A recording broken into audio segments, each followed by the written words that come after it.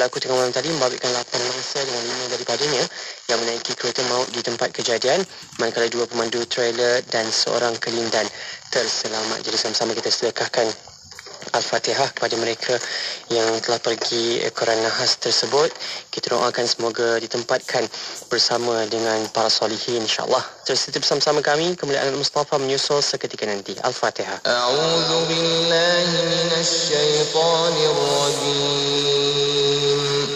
Bismillahirrahmanirrahim. Alhamdulillahi rabbil alamin.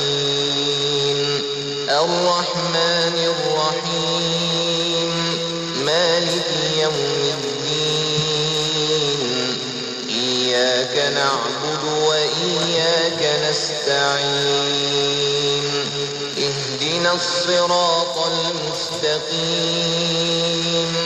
صراط الذين أنعمت عليهم غير المغضوب عليهم ولا الضالين.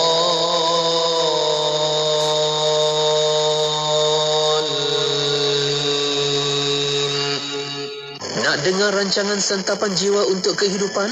Semuanya ada di IKIM. Inspirasi Inforia Islami. Bekerja adalah suatu ibadah.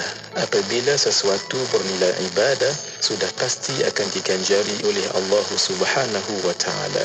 Setiap langkah yang dilangkah, setiap pusingan roda, setiap tol yang dibayar, setiap minyak yang digunakan dan dibayar akan mendapat balasan daripada Allah Subhanahu wa Ta'ala, kerana bekerja itu adalah suatu ibadah. Dan di dalam Islam, sesuatu yang baik pasti akan diganjari oleh Allah Subhanahu wa Ta'ala.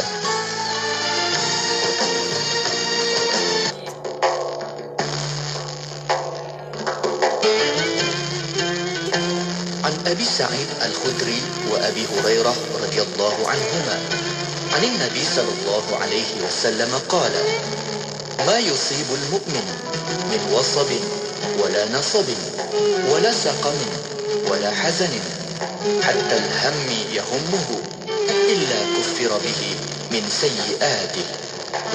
Daripada Abu Sa'id Al-Khudri dan Abu Hurairah radhiyallahu anhuma, Nabi sallallahu alaihi wasallam bersabda, tidak menimpa seorang mukmin suatu penyakit yang berpanjangan, kepayahan, sebarang jenis kesakitan dan kesedihan, malahan kedukacitaan, melainkan dihapuskan sebahagian dosa-dosanya. Riwayat Al-Bukhari dan Muslim. Lahad Datu 107.3 FM. Anda kini sedang mendengar Ekspresi IKIM bersama Faiz Haji Osman. Tidak kira di mana jua, kami sentiasa bersama anda. IKIM, Inspirasi Inforia Islami. Terus dia bersama-sama kami, IKIM Inspirasi Inforia Islami. Bismillahirrahmanirrahim. Assalamualaikum warahmatullahi wabarakatuh. Selamat malam semuanya. Anda bersiaran bersama dengan saya Faiz Haji Osman. Khamis 9 malam untuk kita bawakan rancangan Kemuliaan Al-Mustafa. Kembali bersiaran sebab sebulan kita rehat untuk beri laluan untuk solat sunat tarawih dan juga ibadah-ibadah kita di bulan Ramadan. Dan kali ini kita sambung lagi dalam Kemuliaan Al-Mustafa bersama dengan Al-Fadhil Ustaz Muhammad Hazri Hashim Al-Bindani. Dah pun bersama-sama dengan kita dalam talian waktu ini. Assalamualaikum Ustaz. Assalamualaikum warahmatullahi wabarakatuh. Sihat Ustaz kita hari ini? Alhamdulillah khair. Alhamdulillah. Selamat Hari Raya Ustaz kita. Ya, selamat raya insya-Allah. Insya-Allah banyak yang kita nak pelajari sama-sama, kita nak sambung. Harapan saya agar pendengar kita masih setia dapat mengikuti pengajian ilmu Kemuliaan Al-Mustafa, dan banyak yang dah kita bawakan perbincangan sebelum ini, dan antara kemuliaan-kemuliaan yang dah pun kita dengarkan berkaitan dengan baginda Rasul sallallahu alaihi wasallam. Dan kali ini keistimewaan selanjutnya yang akan kita dengarkan perkongsian daripada Ustaz tentang interaksi alam dengan baginda. InsyaAllah kita nak belajar sama-sama. Anda boleh terus menonton menerusi Facebook dan juga YouTube serta dengarkan di Radio IKIM waktu ini. Ustaz, kita nak teruskan pengajian kita malam ini. Ustaz, silakan. Bismillahirrahmanirrahim. Assalamualaikum warahmatullahi wabarakatuh. Alhamdulillah wassalatu wassalamu ala Rasulillah وعلى آله وصحبه ومن والاه. قال رب اشرح لي صدري ويسر لي أمري واحلل عقدة من لساني يفقهوا قولي. Rabbi Yasir wala tu'assir, Rabbi Tamim bi khair. Terima kasih pada DJ kita Haji Faiz Haji Osman, hafizahullah, mata'ullah bisihatin wa afiyah. Para asatizatul kiram, ahbabuna fillah, muslimin dan muslimat yang dirahmati Allah Subhanahu wa taala. Alhamdulillah sesudah sebulan kita bercuti dalam bulan Ramadan, dan sekarang ni rasanya taklah terlalu jauh untuk kita mengucapkan selamat Hari Raya Aidilfitri, zahir batin semua. Dan insya-Allah pada malam ni kita nak sambung berkenaan dengan Syaraful Mustafa, kemuliaan Rasulullah sallallahu alaihi wasallam, sebagaimana dalam pengajian kita yang lalu kita berbicara berkenaan dengan Isra Mi'raj, kita dah berbicara berkenaan dengan bagaimana kemuliaan yang Allah berikan kepada baginda sallallahu alaihi wasallam, di mana alam ini berinteraksi dengan baginda Nabi sallallahu alaihi wasallam.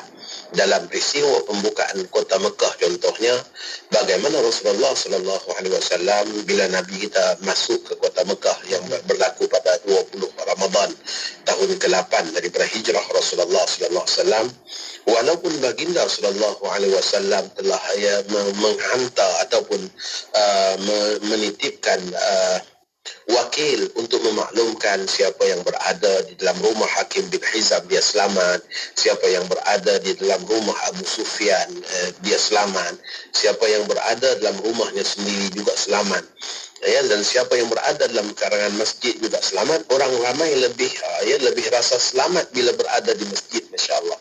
Maka mereka berkumpul seramai-ramainya di dalam Masjidil Haram. Maka saat baginda sallallahu alaihi wasallam tiba, baginda sallallahu alaihi wasallam berkata kepada orang-orang Mekah, aku masih mengenali seketul batu, satu batu yang dulunya memberi salam kepadaku.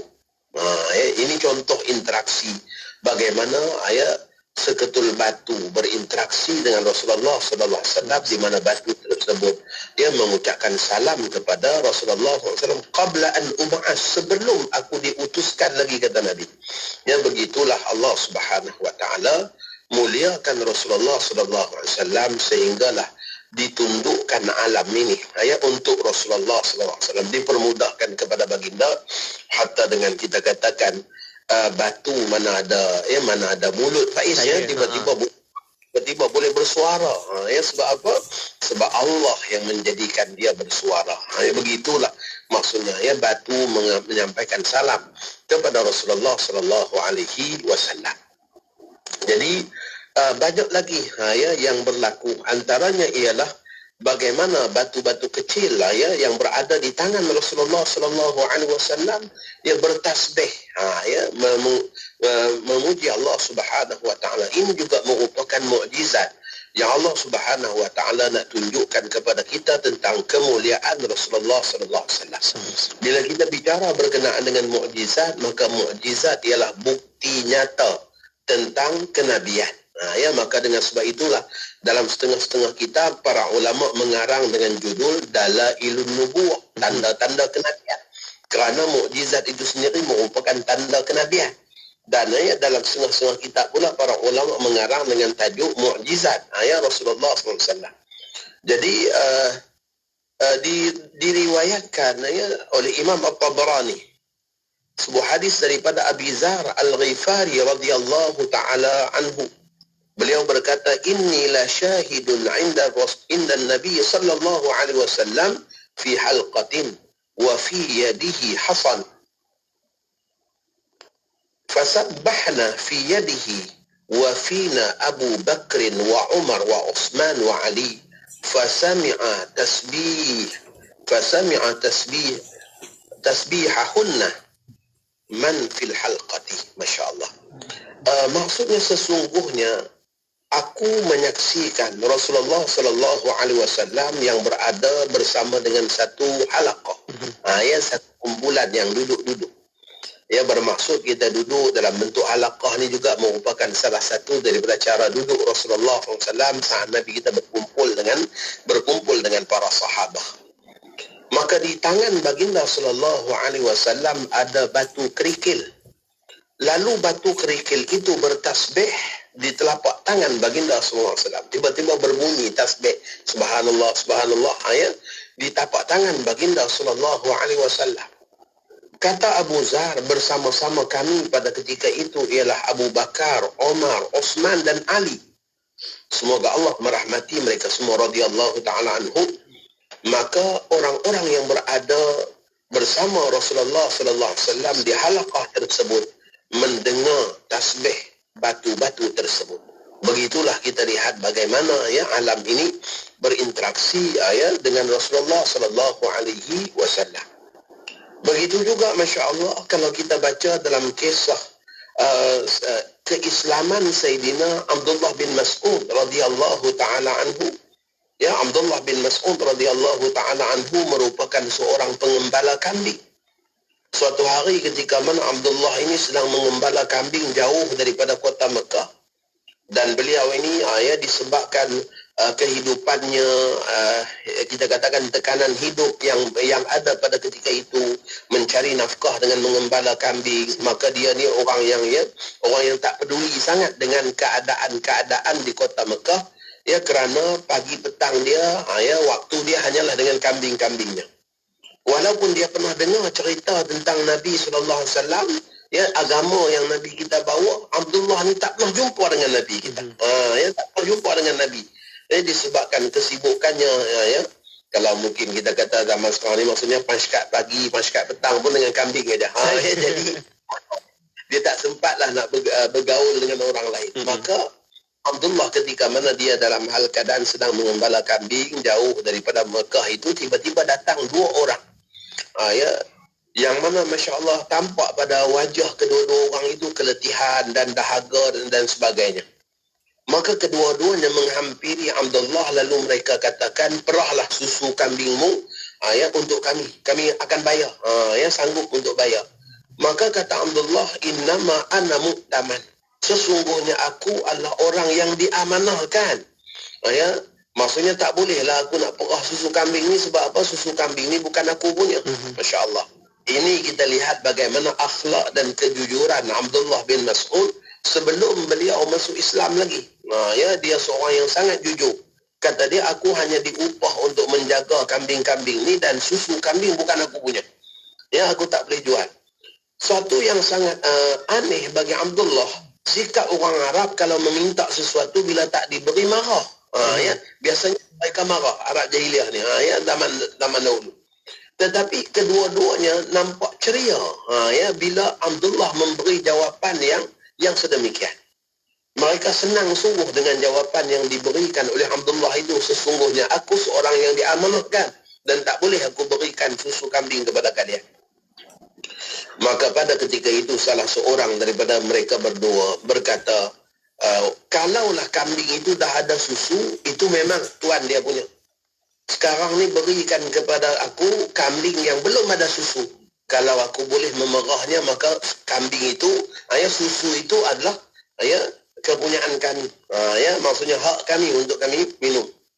Maka Abdullah pun dia tengok kiri kanan, adalah nampak kambing yang paling kecil, yang belum ada pun, kita katakan kantungan susu, seumpama kambing-kambing yang dah matang.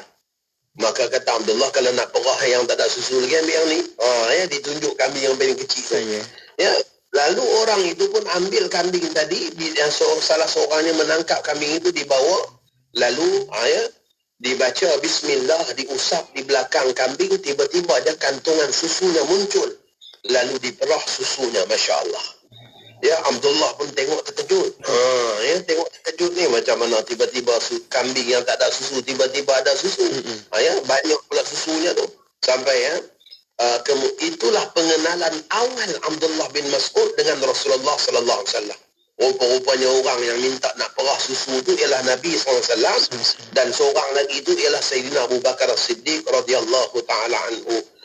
Sehinggalah baginda dapat minum susu tadi dengan kenyang di Abu Bakar, dan diberikan pula pada Abdullah bin Mas'ud.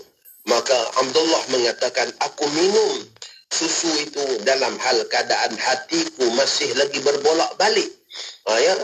tak percaya macam mana kambing yang kecil boleh ada susu. Begitulah kita lihat bagaimana Allah Subhanahu wa taala menundukkan alam ini.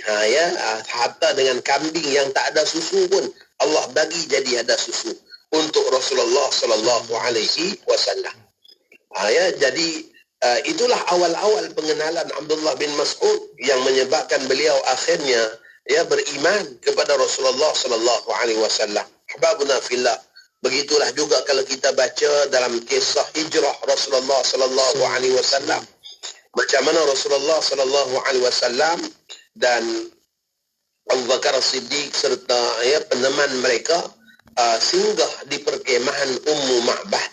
Seorang wanita yang tinggal di Sahara, yang mana hidupnya berpindah randah dalam hal keadaan mengembala kambing, dan juga dia seorang yang sangat terkenal. Ummu Ma'bad ini terkenal sebagai satu keluarga yang suka menyediakan hidangan makanan kepada para musafir yang singgah di tempat mereka.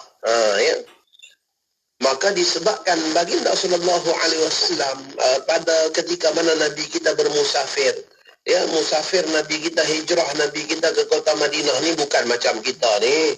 Siap ada beg besar, siap ada bawa bekal macam cukup.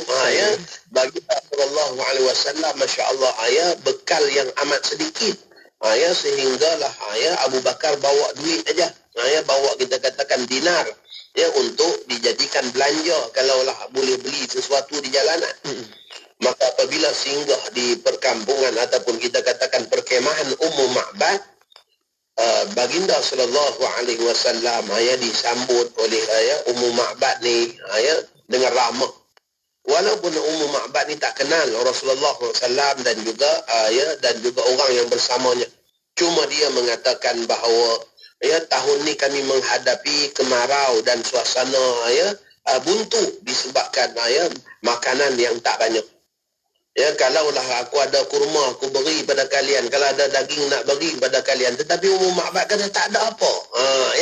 Waktu sampainya Nabi SAW itu tidak ada makanan yang boleh diberikan, walaupun Abu Bakar ada bawa bekal, kita katakan dinar yang boleh digunakan untuk membeli. Tetapi disebabkan Ummu Ma'bad tak ada apa, sebiji kurma pun tak ada, Masya Allah. Kata Ummu Ma'bad, demi Allah, andai kami memiliki makanan, tentu sudah aku sediakan untuk kalian. Kambing-kambing kami juga tak ada yang boleh yang boleh diperah susunya. Ummu Ma'bad mengeluh, menceritakan hal keadaan mereka yang dalam hal keadaan kekurangan makanan pada ketika itu. Maka baginda sallallahu alaihi wasallam tiba-tiba Nabi kita tengok ada seekor kambing yang dah tua. Kambing yang dah tua. Berdekatan dengan khemah Ummu Ma'bad. Kambing itu dalam hal keadaan kurus. Maka baginda sallallahu alaihi wasallam bertanya, kenapa dengan kambing ni? Kata Ummu Ma'bad, kambing tu sakit, dan kurus dah tua. Sehingga ketinggalan daripada kambing-kambing yang lain. Sebab itulah bila suami dia bawa kambing lain pergi ke tempat-tempat meragut rumput, maka tertinggallah kambing itu. Dan disebabkan tubuhnya lemah dan lambat berjalan. Baginda sallallahu alaihi wasallam tanya pula, apakah kambing ni masih ada susu? Ummu Ma'bad kata, kalau dia beranak mungkinlah dia ada susu. Sedikit. Tapi sayang sekali dia kata, kambing ni pun mandul ni. Kambing ni pun mandul lah. Maksudnya tak ada susu lah. Lalu ditanya, bolehkah aku perah susu kambing ini? Ummu Ma'bad rasa terpegun dengan kata-kata itu. Macam mana pula dah bagi tahu dah kambing ni tak ada susu, tiba-tiba nak perah juga. Maka Ummu Ma'bad kata, kalau sungguh ada, cubalah. Lalu baginda sallallahu alaihi wasallam pun menghampiri kambing tadi. Lalu baginda sallallahu alaihi wasallam mengusap ataupun meletakkan tangan baginda pada kantungan susu kambing itu, dengan menyebut nama Allah. Bismillah, dengan menyebut nama Allah. Ya, kemudian baginda sallallahu alaihi wasallam berdoa, tiba-tiba dua kaki kambing tadi itu merenggang. Disebabkan apa? Kantungan susu kambing itu penuh sepenuh-penuhnya. Ya. Kedua-dua ya, mata Ummu Ma'bad terkejut ya, melihat hal keadaan kambing tadi yang kurus, yang tak ada susu, tiba-tiba bersusu. Lalu ya diperah susu tersebut oleh Sayyidina Abu Bakar As-Siddiq, lalu ya diminum oleh mereka yang ada, termasuklah Rasulullah SAW. Sebelum Nabi kita beredar, diperah lagi susu tadi, ditinggalkan pula sebekas susu kepada Ummu Ma'bad dan ahli keluarga mereka. Ummu Ma'bad dalam hal keadaan terkejut dan tak percaya, macam mana boleh jadi macam ni. Ya. Dalam hal keadaan dapat minum susu yang sangat baik daripada binatang ternak dia yang dianggap dah tak ada nilai. Ya, tiba-tiba Masya Allah jadi banyak susu. Itu semua adalah barakah Rasulullah sallallahu alaihi wasallam. Apabila baginda sallallahu alaihi wasallam dan rombongan baginda beredar, tak lama sesudah itu suami Ummu Ma'bad pulang daripada membawa kawanan kambing dia. Dia terkejut melihat hal keadaan susu yang ada di rumah dia. Ya, dia tanya daripada mana datang susu ni? Disebabkan apa? Disebabkan kambing-kambing yang bersusu semua dia bawa. Ya. Maka kata Ummu Ma'bad, tadi ada singgah seorang yang sangat berkat. Entah macam mana dia pergi pegang kambing kita, dia baca sesuatu, tiba-tiba kambing kita yang sakit tu, yang tak sihat itu, tiba-tiba aja susunya penuh. Ya. Bahkan ada dalam kalangan ulama yang meriwayatkan susu kambing itu tak pernah habis. Ya, sentiasa ada sampailah zaman Sayyidina Umar Al-Khattab radhiyallahu taala anhu. Ya, sehingga suaminya mengatakan, mungkin itulah lelaki yang dicari-cari oleh orang-orang Quraisy sekarang ini. Di serata tempat mereka sedang mencarinya. Ya, demi Allah, kalau aku bertemu lagi dengannya, ya, asbahtu lahu mi'wan, aku akan jadi pendokongnya, yakni orang yang juga bersama-sama dengan baginda sallallahu alaihi wasallam. Dan sungguh Ummu Ma'bad ni berhijrah ke kota Madinah dan memeluk agama Islam bersama suaminya. Bahkan saudaranya juga turut gugur syahid di dalam peperangan, di dalam peristiwa pembukaan kota Mekah. Demikianlah Faiz, kita lihat bagaimana Allah Subhanahu wa taala memudahkan Rasulullah sallallahu alaihi wasallam sehingga bekal makanan untuk baginda Nabi dan begitulah juga para sahabatnya Allah berikan dalam bentuk yang sedemikian. Begitulah juga kalau kita imbau balik kisah Allahumma salli ala sayyidina Muhammad, kisah Halimatus Sa'diyah. Ya, bagaimana kalau kita baca dalam kitab-kitab sirah, kambing-kambing Halimatus Sa'diyah semuanya gemuk-gemuk, dan susunya banyak, sehingga pengembala-pengembala kambing semuanya marah kepada budak-budak suruhan mereka. Kenapa kambing-kambing mereka semua kurus-kurus sedangkan kambing Halimah gemuk-gemuk? Disuruh budak gembalaan mereka ni bawa kambing mereka pergi ke tempat kambing Halimah. Tetapi bila balik kambing Halimah dia gemuk. Masya-Allah. Demikianlah masya-Allah berkatnya Rasulullah sallallahu alaihi wasallam itu, sehingga Allah Subhanahu wa taala jadikan apa juga yang berhubung dengan baginda sallallahu alaihi wasallam itu ada keberkatan. Hababuna fillah, muslimin dan muslimat yang dirahmati Allah Subhanahu wa taala. Banyak lagi kisah-kisah berkenaan dengan interaksi alam ini dengan Rasulullah sallallahu alaihi wasallam. Ya, dalam Al-Quran pun Allah bercerita berkenaan dengan peristiwa insyiqaqul qamar. Peristiwa terbelahnya bulan. Hanya dengan isyarat tangan Rasulullah sallallahu alaihi wasallam, makhluk sebesar bulan itu terbelah.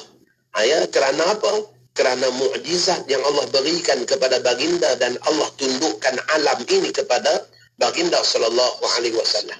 Dalam sebuah hadis yang diriwayatkan oleh Imam Bukhari, Daripada Sayyidina Anas bin Malik radhiyallahu taala anhu mengatakan, sa'ala ahlu Makkah an yuriyahum ayatah fa arahum insyiqaqal qamar.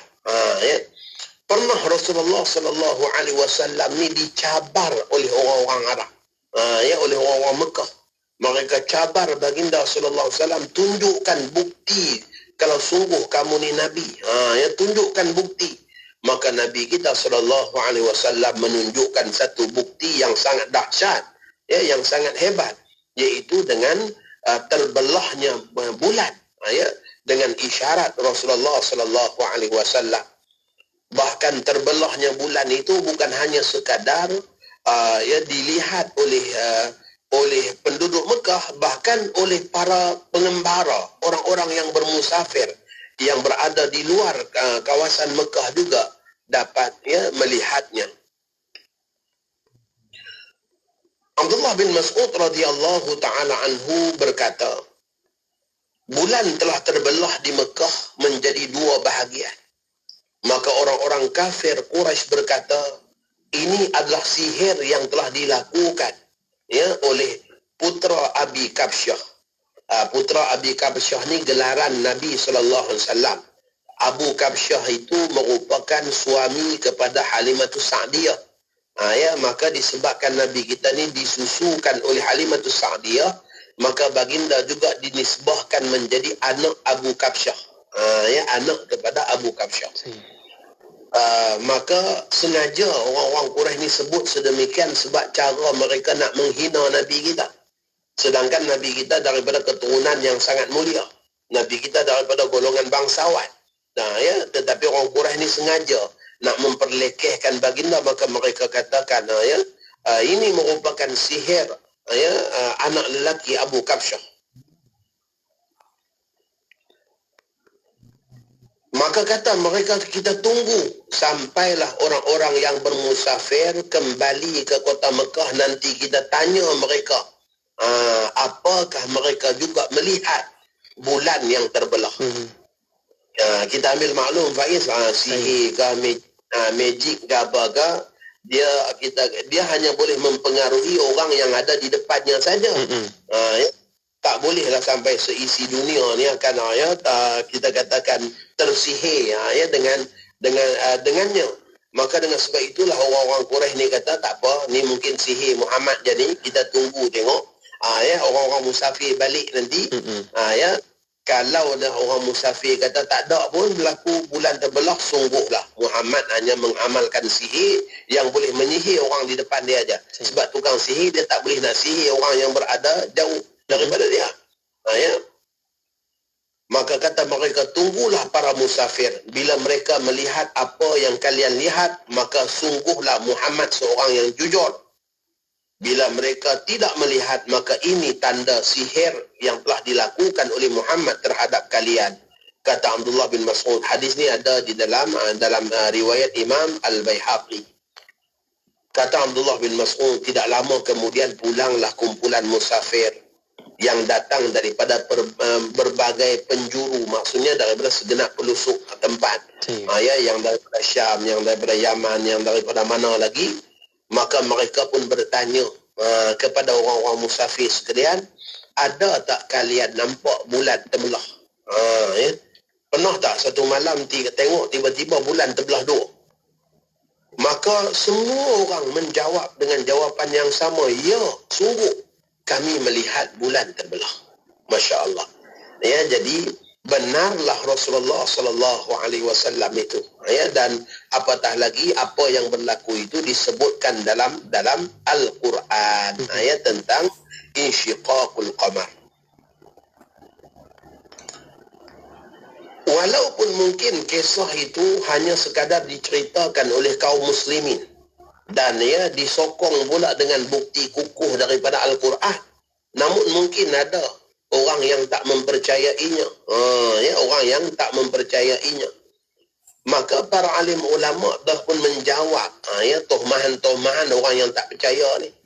Ya, dia orang kata apa ni, orang Islam jadi cerita, tak ada pun orang lain cerita. Kalau sungguh terbelah bulan tu, mestilah seisi dunia ni orang bercakap. Ya. kita boleh katakan mungkin perkara itu berlaku, tetapi kerana masing-masing nak tutup kebenaran Rasulullah sallallahu alaihi wasallam tu, maka akhirnya cerita ni tak diceritakan. Ya. Sebagaimana orang Quraisy yang tengok real depan mata pun, ya, bulan terbelah pun tak nak mengaku juga. Ya. Apatah lagi orang lain. Ya. Boleh jadi begitu. Dan boleh jadi juga maksudnya zaman itu bukan zaman orang mendokumentasikan lagi apa sejarah yang berlaku. Ya.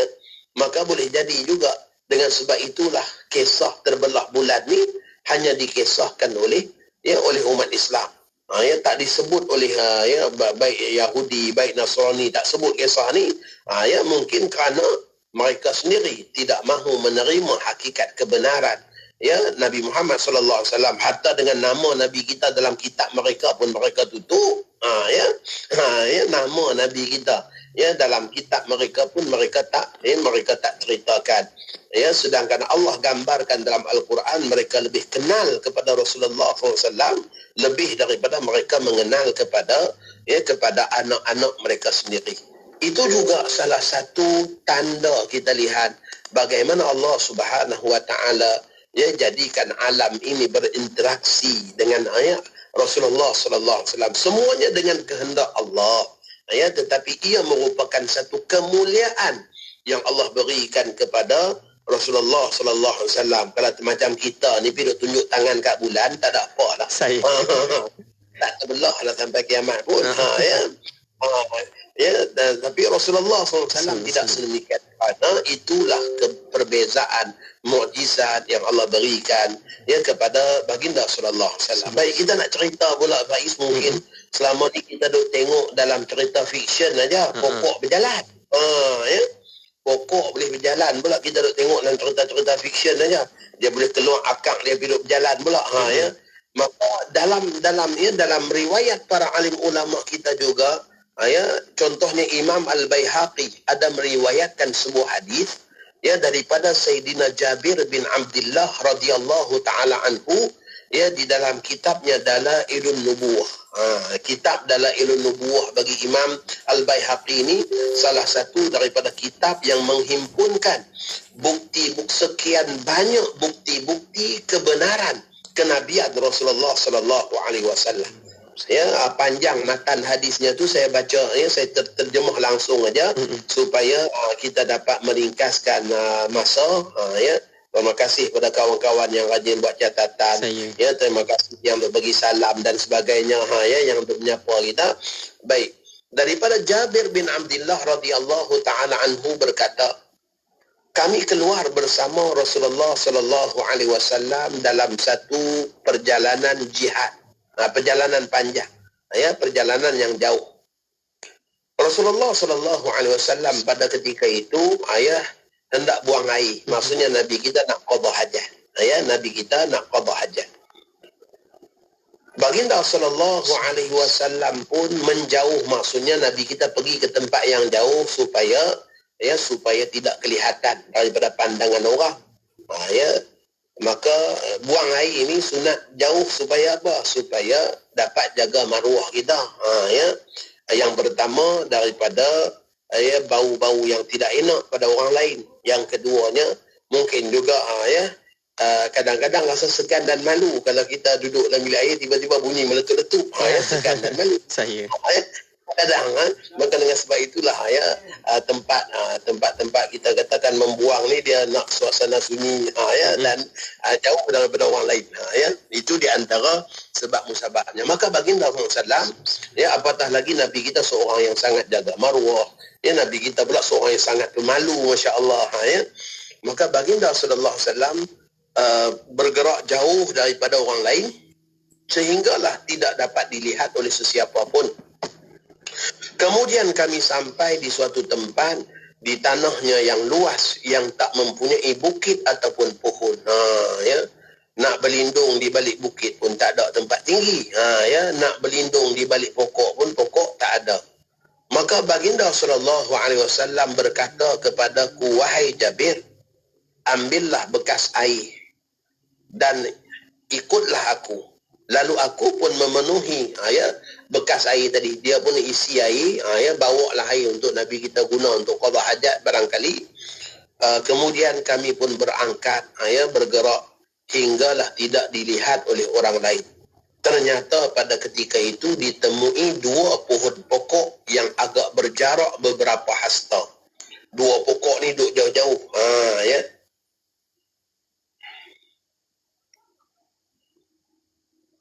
Ternyata ada dua pohon yang berjarak beberapa hasta.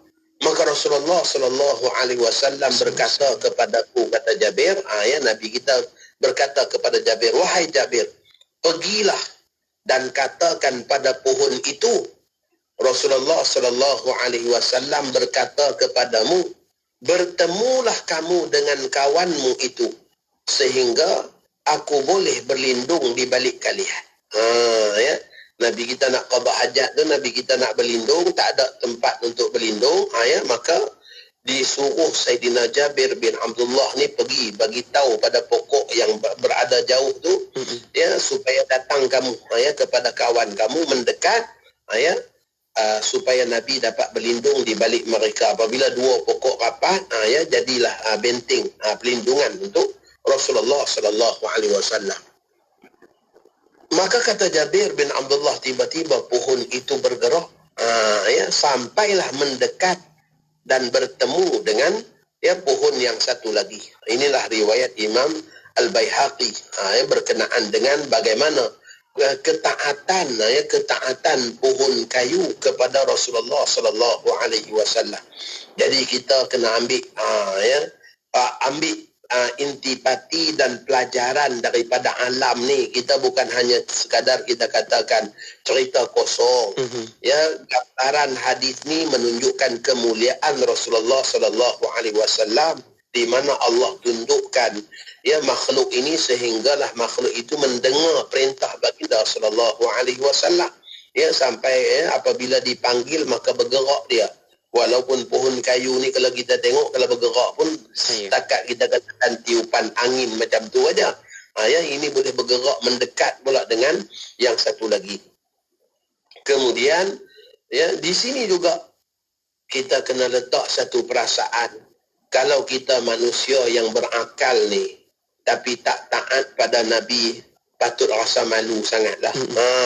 Patut rasa malulah dengan pokok yang tidak diberikan taklif pun, taat kepada Rasulullah sallallahu alaihi wasallam.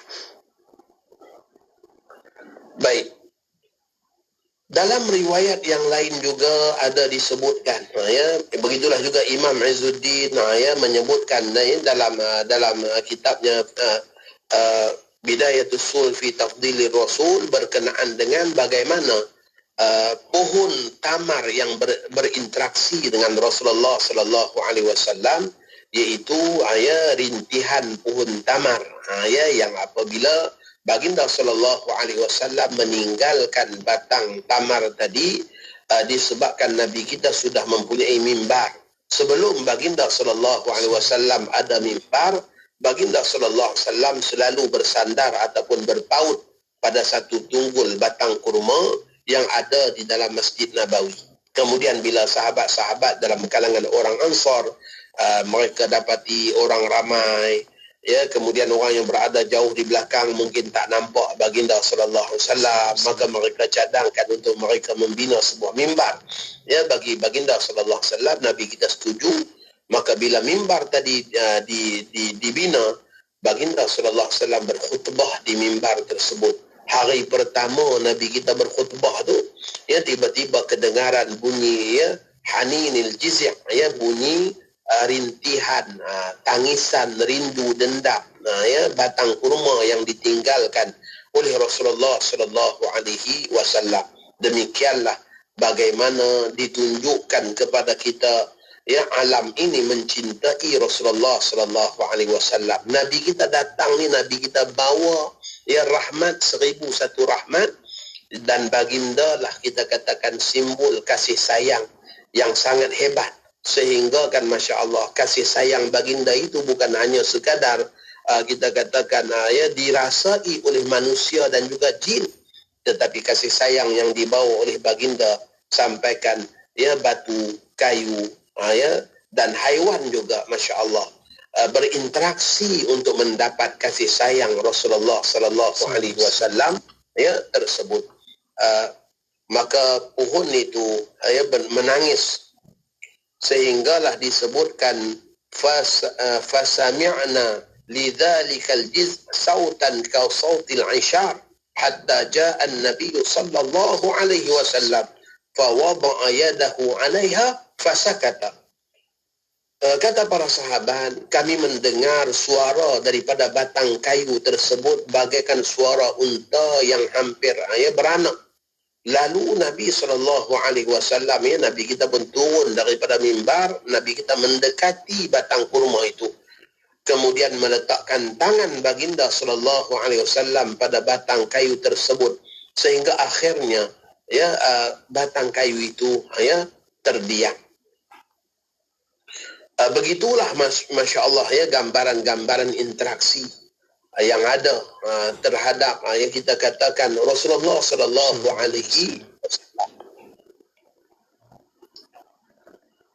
Dalam satu riwayat daripada Abi Sabrah An-Nakhai telah berkata, aqbala rajulun minal Yaman falamma kana fi ba'di at-tariq nafaqa himaruh faqama fatawadda'a summa shalla rak'atain summa qala Allahumma inni ji'tu minad dasinah mujahidan fi sabilik wa ibtigha'a maradatik wa ana ashhadu annaka tuhyil mauta wa tab'athu man fil qubur la taj'al li ahadin 'ala al-yawm mannatan atlubu ilaika an tab'atha li himari.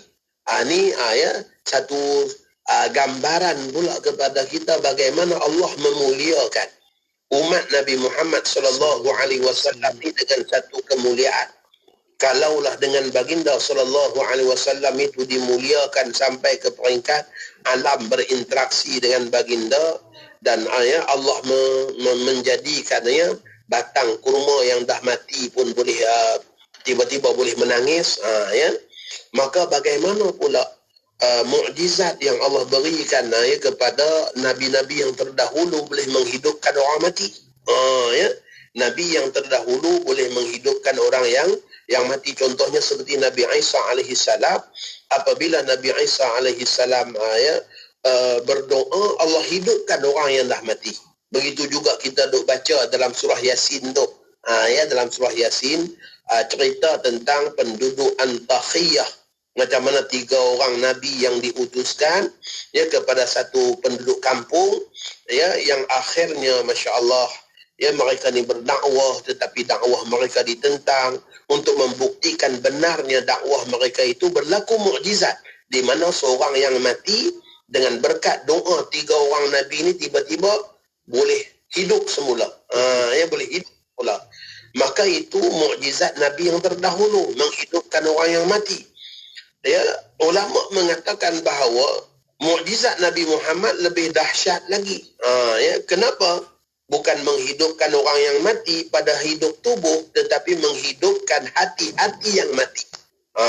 Berapa banyak hati-hati yang mati, tetapi apabila mendapat sentuhan sentuhan dakwah Rasulullah sallallahu alaihi wasallam, mahabbah Nabi sallallahu alaihi wasallam, hati yang mati tadi tiba-tiba hidup dan menjadi pejuang-pejuang agama yang hebat. Kita tengok kisah Sayyidina Ikrimah 22 tahun memusuhi Nabi, tiba-tiba apabila mendapat santunan Rasulullah SAW, Nabi kita maafkan beliau dalam peristiwa pembukaan kota Mekah, langsung masuk Islam. Abu Sufyan bin Al-Haris 20 tahun memusuhi Nabi kita, Nabi kita maafkan dia aja, langsung Masya Allah dia jadi orang hebat. Dan banyak lagi kisah-kisah yang sedemikian. Dan maka ada orang pergi tanya kepada para ulama kita ni, tak ada mukjizat Nabi Muhammad ni menghidupkan orang mati. Kalaulah dengan kita katakan Nabi-Nabi terdahulu menghidupkan orang mati, tak adakah mukjizat Nabi Muhammad ni menghidupkan benda yang dah mati? Maka ulama mengatakan bahawa hidupnya batang kurma yang mati tadi itu lebih dahsyat daripada hidupnya manusia yang mati. Sebab batang kurma yang dah dipotong, dikerat, jadi tunggul ataupun tiang dalam masjid tiba-tiba boleh berbicara. Dan kemudiannya Imam Baihaqi ini dalam Dalailun Nubuwah ni dia datangkan kepada kita satu contoh bagaimana Masya Allah satu riwayat yang dikatakan riwayat yang sahih, bagaimana berkat doa umat Nabi Muhammad aja benda yang mati hidup semula. Itu matan hadis yang saya dah baca tadi, iaitu daripada Abi Sabrah. Dia berkata, seorang lelaki dari Yaman berpergian, yakni dalam musafir. Ketika sampai di suatu jalan, tiba-tiba himarnya mati. Kaldai dia mati di pertengahan jalan. Kemudian dia pun bangun, lalu berwudu, lalu menunaikan solat 2 rakaat dan berdoa. Orang ni pun berdoa kepada Allah. Ya Allah, aku datang dari Dastaniyah dalam hal keadaan bertujuan untuk berjihad di jalan agamamu dan dengan tujuan untuk mencari ridhamu. Aku bersaksi ya Allah, Engkau dapat menghidupkan yang mati dan dapat membangkitkan orang daripada kubur. Yani Allah lah yang akan membangunkan manusia di padang mahsyar kelak. Semua ahli kubur akan dibangunkan. Janganlah engkau jadikan keadaanku sebagai anugerah bagi musuhku hari ini. Janganlah dengan kaldai dah mati nanti mudahlah musuh nak memenangi, nak menguasai dia disebabkan dia lemah, terpaksa berjalan kerana kaldai dia mati. Maka dia berdoa, dia kata, janganlah keadaanku ini jadi sebab kemenangan kepada musuh. Aku memohon kepadamu ya Allah, agar engkau hidupkanlah kembali himarku ini. Faqama al-himaru yanfaddu udhunaihi. Lalu himar tadi, kaldai tadi tiba-tiba bangun kembali dan menggerak-gerakkan kedua telinganya. Ini juga hadis yang diriwayatkan oleh Imam Al-Baihaqi dalam Dalailun Nubuwah, ketika mana membuat komentar terhadap riwayat ini. Imam Baihaqi mengatakan bahawa ini juga menunjukkan satu kemuliaan yang tersendiri bagi Rasulullah sallallahu alaihi wasallam, kerana Allah mengurniakan penganugerahan kepada umat baginda sallallahu alaihi wasallam sebagai satu tanda Allah memberikan kemuliaan kepada baginda. Sehingga dihidupkan binatang yang dah mati itu hanya barakah doa seorang umat. Begitulah kalau kita katakan benda-benda ajaib dan pelik ini berlaku kepada para nabi dan rasul, maka ia dinamakan mukjizat, Faiz. Tetapi apabila benda-benda yang ganjil dan aneh ini berlaku kepada orang biasa, kepada selain daripada para nabi dan rasul, maka ia barangkali boleh kita anggapkan sebagai satu karamah, satu kemuliaan. Sebagaimana kata Imam Al-Baihaqi, wa mislu hadza yakunu karamatan li sahibi syariah haitsu yakunu fi ummatihi mislu hadza. Ini sebagai satu tanda kemuliaan yang Allah tunjukkan kepada kita terhadap Rasulullah sallallahu alaihi wasallam, sehinggalah dalam kalangan umatnya saja Allah muliakan sehingga kerana dikabulkan permintaan sampaikan binatang yang mati tadi itu hidup semula. Itulah sebahagian daripada kisah-kisah yang dapat kita nak kongsikan berkenaan dengan interaksi alam ni terhadap Rasulullah sallallahu alaihi wasallam. Sebenarnya banyak lagi riwayat-riwayat hadis berkenaan dengan bagaimana dengan binatang bab berbicara, serigala bercakap dan sebagainya, tetapi saya rasa cukuplah memada dengan beberapa gambaran tadi ya yang ditunjukkan ya kepada kita itu, insya-Allah dalam pertemuan-pertemuan akan datang kita akan sambung lagi pula cerita-cerita kemuliaan Nabi Muhammad dalam aspek-aspek yang lain. Wallahu a'lam. InsyaAllah. Jazakallah khair Ustaz untuk perkongsian kita kali ini. Kita bawakan bagaimana kisah interaksi alam kepada baginda Rasul sallallahu alaihi wasallam. Terima kasih kepada semua sahabat yang dah pun mengikuti siaran kita ini, berkongsi catatan dekat Facebook dan YouTube. Share, yang tak sempat dengar, tekan button share supaya dapat kawan-kawan kita ataupun hujung minggu lah jadi panduan dan juga ikutan serta tontonan kita seisi keluarga. InsyaAllah Ustaz, ada kesempatan kita jumpa nanti pertemuan untuk minggu hadapan, hari Khamis 9 malam untuk kemuliaan Al-Mustafa. Jangan lupa ulangannya kita bawakan nanti untuk sahabat-sahabat pendengar, ulangan jam 9 malam untuk Sabtu ini. Jadi anda terus tip sama-sama kami. Jumpa lagi Ustaz, insyaAllah. Assalamualaikum. Assalamualaikum. Buat anda terus setia pastikan dengarkan IKIM Inspirasi Inforia Islami. Miri 104.0 FM.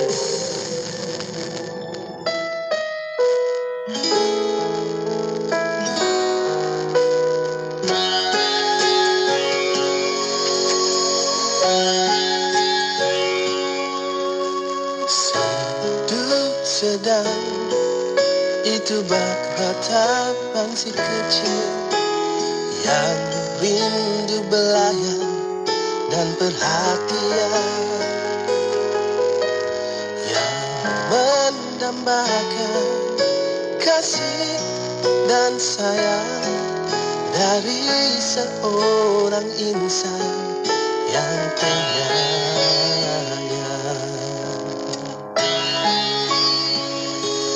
Tangisan itu dari sebatang taman yang sebelumnya menjadi bimbang, sandaran Rasul jika menyampai khutbah, diganti mimbar baru karena keuzurannya.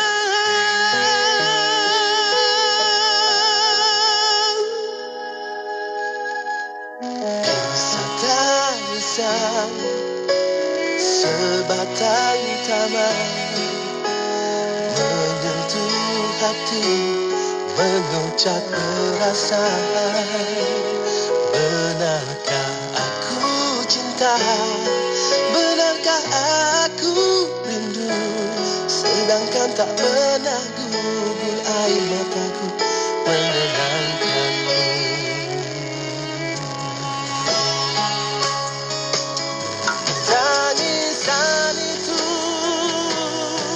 Dari sebatang taman yang sebelumnya menjadi mimbar,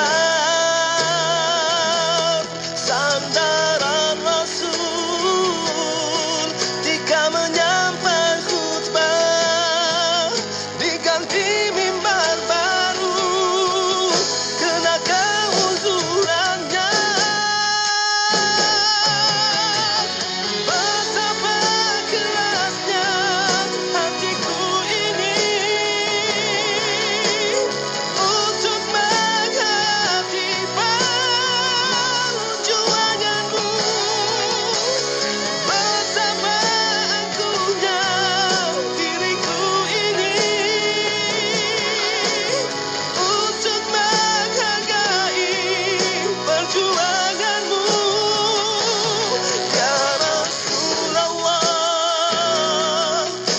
Aku menjadi sebatang taman yang menangis rindu kepadamu,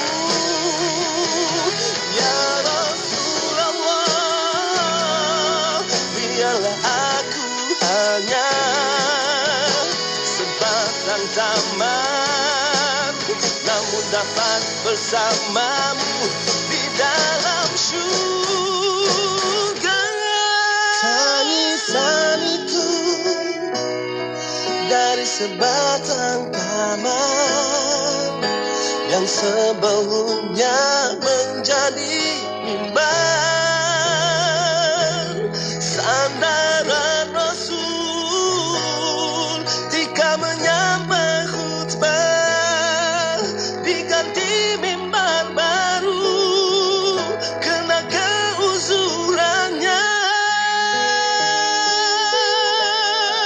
Assalamualaikum, saya Rafi'i, pendengar setia dari Pahang.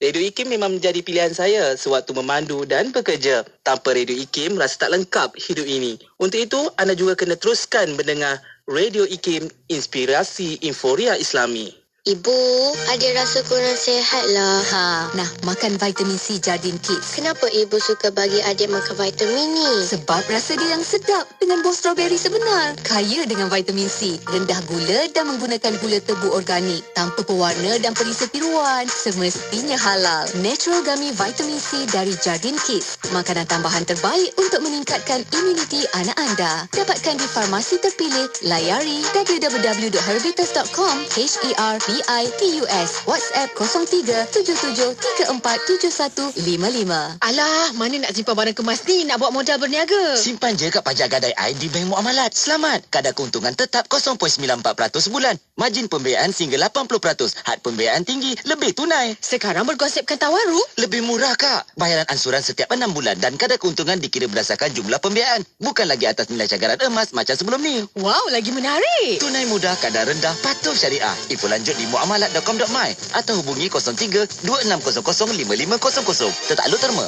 Radio IKIM membawa kepada anda lagu-lagu nasyid terbaik di Malaysia. Ditentukan kehidupan harus diteruskan. Kekasih yang ku rindukan, kekasih kering sudahlah air mataku, beri sudah. IKIM memberi anda lagu nasyid yang mengusik jiwa. IKIM, Inspirasi Inforia Islami. Tawaran menarik. Radio IKIM membuka ruang dan peluang kepada para penaja untuk memperkenalkan produk dan perkhidmatan kepada lebih 1 juta pendengar seluruh Malaysia. Jom tingkatkan penjenamaan syarikat anda melalui pengisian rancangan menarik bersama tawaran iklan percuma sepanjang tahun. Rebut peluang ini dan nikmati pelbagai faedah penajaan yang sangat berbaloi. Hubungi 017-345-2564 atau 012-686-9236. Kami sedia membantu anda. Dah solat? Dah, Mak. Apa, Sah? Tadi bukan main lawa lagi dengan lipstiknya, dengan foundationnya. Dah bersih saya cuci, Mak. Apa, Sah? Cepatnya. Jangan buat main-main lah. Tak sah wuduk nanti. Mak, Sah kan pakai Nuraisa. Nuraisa ni kan kosmetik mesra wuduk. Senang nak bersihkan dan nak tanggalkan. Apa, Sah? Nuraisa lah, Mak. Nuraisa. Nuraisa, kosmetik mesra wuduk Nuraisa. Institut Kefahaman Islam Malaysia akan mengadakan Kongres Nasional Islam, Keluarga Malaysia dan Keharmonian. Membina agenda kalis cabaran masa depan pada 19 hingga 20 Mei 2022 bersempena sambutan ulang tahun 30 tahun IKIM. Yang amat berhormat, Datuk Seri Ismail Sabri bin Yaakob, Perdana Menteri akan merasmikan program tersebut. Program ini akan disiarkan secara langsung menerusi Facebook IKIM dan TV IKIM. Untuk mendapatkan maklumat lanjut berkenaan program ini, sila layari laman sesama IKIM di www.ikim.gov.my atau hubungi unit program dan latihan di talian 03-6204-6320 atau 6322. Definisi hadis ialah aqwalun nabi. Yang pertama ialah perkataan Nabi sallallahu alaihi wasallam. Yang kedua ialah wa af'alihi, perbuatan Nabi sallallahu alaihi wasallam. Yang ketiga ialah taqriratihi. Takrir ini ialah pengakuan daripada Nabi sallallahu alaihi wasallam. Dan juga sifat fizikal Rasul dan orang juga yang soleh ini adalah orang yang melakukan ibadat, orang baik, dan belum tentu dia itu adalah orang alim. Dan orang alim, orang yang mempunyai ilmu, belum tentu dia ni kuat melakukan amal ibadat. Sebab itu jangan kita mengukur keilmuan seseorang itu dengan amal ibadat. Oh, dia ni sembahyang tahajud banyak, dia ni rajin bersedekah, dia selalu puasa sunat, maka kita pun mengatakan dia alim. Salah. Kerana kealiman seseorang itu bukan diukur dengan pakaian, bukan diukur dengan amal ibadahnya. Kerana amal ibadah itu adalah hubungan dia dengan Allah Subhanahu Wa Taala. Hubungan ilmu mesti kena amanah dengan.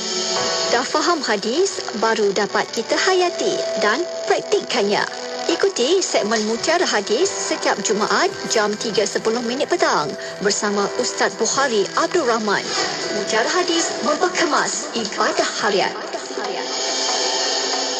Inspirasi, Inforia, Islami, semuanya di IKIM.